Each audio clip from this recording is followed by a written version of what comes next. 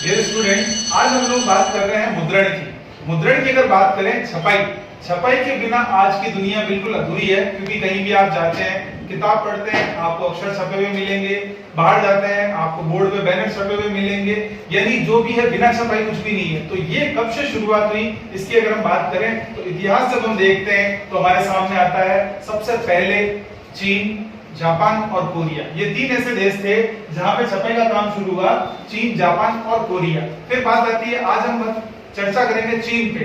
चीन की अगर बात करें तो चीन में सबसे पहले छपाई का काम जो शुरुआत हुआ, ये क्या करते थे, किसी भी अक्षर को लिया और उसको रगड़ के शाई से छाप देते थे। फिर उसके बाद में धीरे धीरे छपाई का विकास हुआ और छपाई के विकास में नाम आता है खुशनवीसी। खुशनवीसी शब्द से अभिप्राय यह है कि किताबों का सुलेखन करने वाला, यानी जो लिखना, जिनकी हैंडराइटिंग अच्छी होती थी, जो दक्ष लेखक होते थे, उन्हें लेखन का काम दिया गया चीन में। और धीरे धीरे लिखने का या मुद्रण का काम बढ़ा। और इस काम को अगर हम देखें तो एक लंबे अरसे तक, एक बहुत लंबे समय तक मुद्रण सामग्री का सबसे बड़ा उत्पादक कौन था? चीनी राजतंत्र था। चीनी के राजतंत्र में लिखने का काम मुख्य रूप से किया जाता था।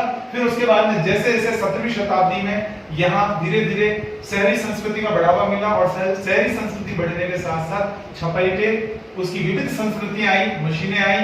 और अगर हम यहाँ देखें तो इस समय जो कुलीन वर्ग की महिलाएं थी, उनके में भी पढ़ने की, साहित्य की इच्छा जागृत हुई और उन्होंने इस पे बल दिया।